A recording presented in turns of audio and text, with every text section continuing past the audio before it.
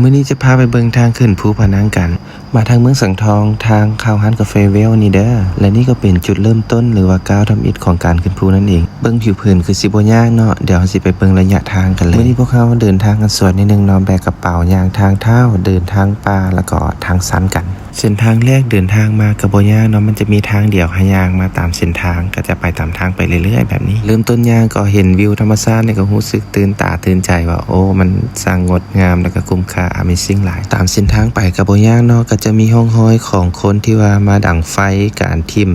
ทิชชู่หมายจุดการเดินทางต่างๆให้เนาะใครที่จะไปเดินป่าเนาะแนะนำให้ยืดเส้นยืดสายวอร์มร่างกายมาก่อนก็ดีเพราะว่าทางสันหลายควรถือสัมภาระไปเท่าที่จำเป็นแล้วก็ขาดบ่ได้แม่น้ำดื่มเนาะถ้าน้ำดื่มตุกจิ๋วประมาณ 4-5 ตุกก็น่าจะพอดีเนื่องจากเป็นคนบ่ค่อยออกกำลังกายเนาะการขึ้นภูของพวกเราขึ้นประมาณชั่วโมงปลายเพราะแวะพักตลอดโดยเฉพาะมันจุดที่ว่ามันชันเนาะพักบางจุดเนาะนาทีนึงพัก5เทื่อก็มีเดินทางมาเรื่อยๆจะฮอดยอดเนาะจะเห็นก๊อกน้ำอยู่นี่น้ำใสไหลแห้งจากธรรมชาติเย็นจนหนาวให้ท่านสังเกตได้เลยว่าถ้ามาฮอดนี่ก็ถือว่ามาฮอดยอดแล้ว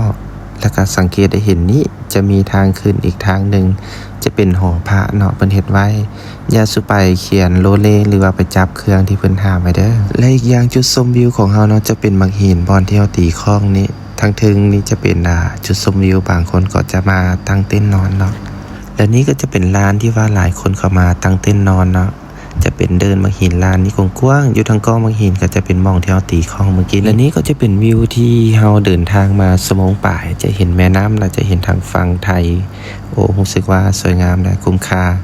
แล้วก็ดีใจที่ตัวเองมาถึงแล้วก็อย่าลืมรักษาความสะอาดแล้วก็เฝ้าเวลาจุดไฟนำเด้อเฮาเที่ยวแล้วก็ต้องรักษาความสะอาดนำกันพอธรรมชาติที่สวยงามบางที่เฮาไม่เห็นเฮาก็อยากหยุดเวลานั่งจิบกาแฟชมธรรมชาติแบบนี้ไปดนๆบ่ได้ยินเสียงวนแซวของรถยนต์มีแต่เสียงลมของธรรมชาติแล้วก็ถึงเวลาขากลับเนาะอยากบอกว่าการเดินทางลงนี้อันตรายกว่าการขึ้น